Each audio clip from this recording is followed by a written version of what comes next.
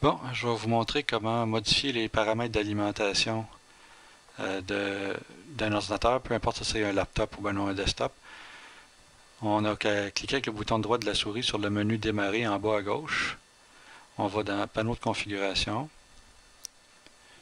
Dans la case Rechercher, on peut taper Options d'alimentation ou on peut aussi aller cliquer Matériel et audio. Là-dedans, il y a Options d'alimentation ici dans le milieu. Utilisation normale, on va modifier les paramètres du mode. Puis on n'est pas rendu au bout de nos peines, il faut en plus aller cliquer dans Modifier les paramètres d'alimentation avancés. C'est dans cette patente-là ici qu'on va trouver les paramètres qui vont nous permettre de gérer entre autres le mode veille. Il y en a beaucoup. On voit des détails comme mettre en veille après, autoriser la veille hybride, qui est le fameux mode qui permet d'enregistrer votre travail et d'entrer dans un état de faible consommation pour pouvoir reprendre le travail ultérieurement, là où il était rendu. Fait que oui, on peut ouvrir un document, commencer à taper dedans, pas le sauver, puis il devrait être là à son retour. Je me fierais personnellement jamais à ça. En environnement d'entreprise, j'ai toujours appris qu'il fallait sauvegarder en mettant un numéro de version au bout. Fait comme ça, on peut être capable de revenir en arrière. Ensuite, les minuteurs de sortie de veille. Ça, c'est le paramètre qui peut être intéressant ici.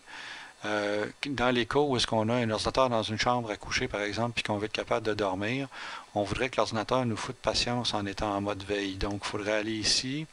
Puis sur secteur, on voit qu'il y a des horloges d'éveil importantes seulement. Permettez à Windows de sortir du mode veille seulement lors des événements programmés importants. Mais les événements programmés importants, ça peut être des mises à jour que Microsoft veut télécharger sur votre ordinateur. OK, c'est correct, on comprend l'importance de ça, sauf que quand on dort dans la même chambre que l'ordinateur, on ne voudrait pas qu'il nous réveille autant que possible. C'est déjà assez dur d'avoir une bonne nuit de sommeil. Donc on clique là-dessus, puis on voit qu'au bout, on a un petit V, là, je sais pas trop, un petit crochet. Fait qu'on clique là-dessus, puis on peut aller désactiver cette fonction-là.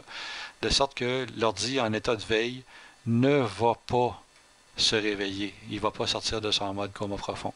Fait que peu importe que ça soit activé, que ça soit horloge d'éveil importante seulement, ou désactivé à ce moment-là. Parce que souvent, les gens, ils mettent un ordinateur en veille, puis pour X raison, genre 10 minutes après, c'était là qui était dû pour un événement.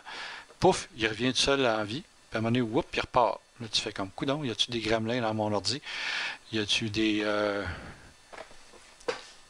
virus ou y a-tu un hacker qui est dedans? Non, non, c'est le seul hacker qui est là, c'est Microsoft.